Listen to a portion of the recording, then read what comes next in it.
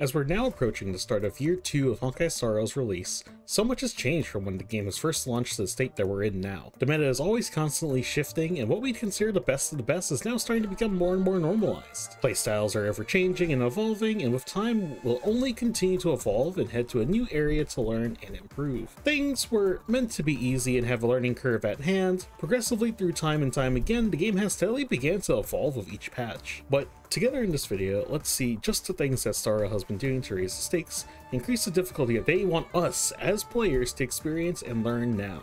Time and time again, as the game has progressively moved forward, we've always been challenged in some new type of way, shape, or form.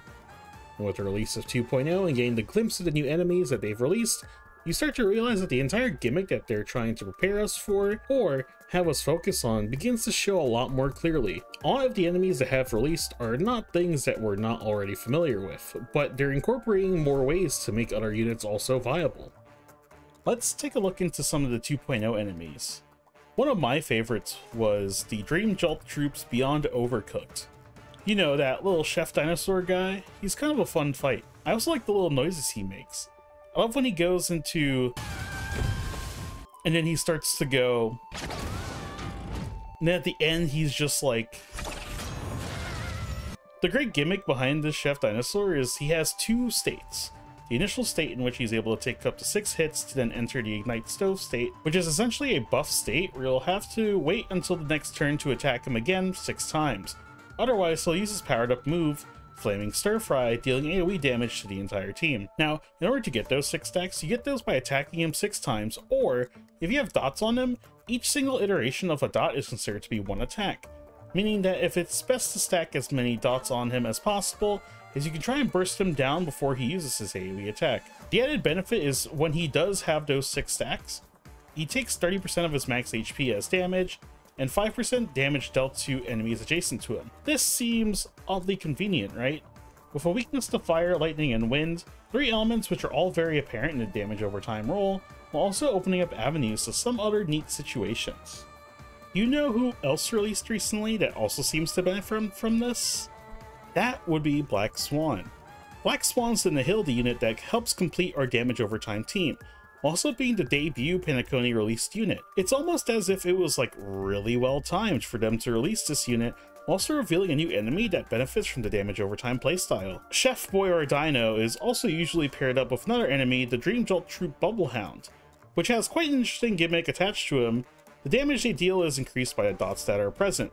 However, upon defeat, the Hound will also explode, dealing damage to adjacent enemies while also applying the bleed dot. This leads to interesting situations where you'll also get an extra attack for your Dinosaur, while also being able to put another dot type on them, one which you don't really have any real reason to bring along to the fight given physical isn't one of the preferred weaknesses. These two enemies work really well together while also providing newer units to have benefits against them, and even bringing older units into the light to show their importance of going against this enemy. The other interesting enemy they released was the Memory Zone meme, Something Unto Death. For concepts of this enemy, being able to take away your teammates is actually super insane. It adds a new layer of difficulty where you have to plan your moves ahead, in which you need to see which units you're willing to sacrifice to try and find an easy way to also bring them back. Similar to our Chef Dino, the Something Unto Death spawns Sombrous Sepulchres.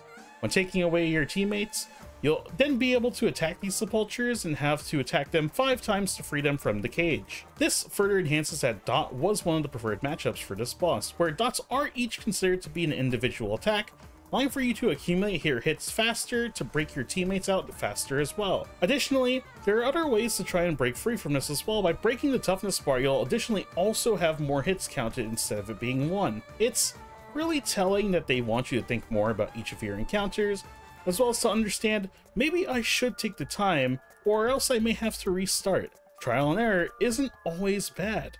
I think this is a great way of trying to challenge players in order to do better overall. Stellaron Hunter Sam. Honestly, one of the boss fights I went into expecting anything too crazy, but the gimmicks in this fight are actually all super sick. Sam begins the fight nullifying any weaknesses they may have, but then enters the secondary combustion state, allowing for his weaknesses to be targeted while also reducing his own health to enter this state. Also, every attack he does while in this state consumes 1% of his health. The awesome gimmick this fight does have is by using your skill points while he's in the secondary combustion state, you'll be taking damage as well for each skill point used, while also reducing the amount of health restored by any healing reduced by 90%. Now, the great thing about Sam's fight is you're able to go about this in a few ways. You can go the break route, hereby breaking their shield, which will then cause them to leave the combustion state, or you can use 5 damaging skills on them and it'll also dissipate this state as well, and Sam takes 50% more damage and recovers your skill points for your team. While it is an interesting case to say, Sparkle was a great character to be introduced for this patch as well, further enabling your team to have access to more skill points from her ultimate, while also providing a further buff to the Mono Quantum team, coincidentally also being the elemental weakness that Sam does have. Sparkle does give you this ease of access to dealing with them more, but also provides the team further buffs to be able to break him just a bit faster, allowing for you to take advantage of both scenarios when you could try and get them out of the combustion state as well. Sparkle's a great pick for this boss overall. This leads into the last enemy I do want to talk about, and it's our final elite mob that was added in version 2.0. The Dream Jolt Troop's Sweet Gorilla is also an interesting enemy as well. At a surface level, there's nothing that's really too crazy about this gorilla, but what matters more is how you have to deal with them. This gorilla has 2 attacking moves, limited free drinks and unlimited free drinks. At first, I didn't really consider this to be that big of a deal, and honestly I still think you could realistically avoid it by dealing with the gimmick entirely or just not even paying attention to it at all. But the damage these moves deal is kinda crazy, and if you take the damage raw, your units are almost on the brink of death, thus leading to the second gimmick attached to these moves. The damage dealt by them can be reflected, and that's with the power of shields. This leads into the importance of where Aventurine does come into play. The damage these enemies are starting to be able to do, and the way that some of these enemies are being treated, Hoyoverse is trying to bring different playstyles back into the light, while also further providing values to units that are to come. We don't know too much about Aventurine's kit, but what we do know is that he's an imaginary preservation unit. So far, we have a few things that can be considered. Japard is a preservation shielder with the ability to provide team-wide shields from his ultimate, but making it a bit unreliable after a point because you'll have to keep fishing for his ultimate.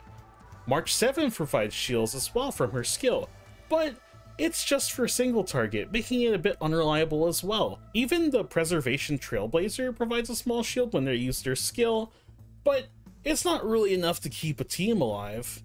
Thus, leading me to my idea behind Aventurine maybe being the shielder that we're looking for, to be able to just deal with this enemy a lot more consistently and not have to worry. Coincidences don't always equal results, and this could be entirely wrong, but with each unit released so far, alongside with some enemies that are released, the best way to sell a unit is to be able to provide for something for them to play better against. These are just the little things, where with the value of these enemies raising, the players are also improving in some way, shape, or form. We're slowly being dripped newer enemy types while also increasing the difficulty that they have individually to further challenge the players, as well as reward them for getting better as the game goes further. I think this is a step in the right direction, and it's being done from a patch-to-patch basis overall to allow for the true benefits of a turn-based RPG. Star Rail has gotten better, and so have its players, and this will allow for them to do more ambitious releases, and it truly does show overall. And that's all I've got for this. Thanks for watching. I'm always excited to see what is coming next in the game, and I really do feel as if the game's in a really healthy state for all the target audiences. Comment down below if there's anything I can improve on. We'd love to hear from you. Until next time, peace.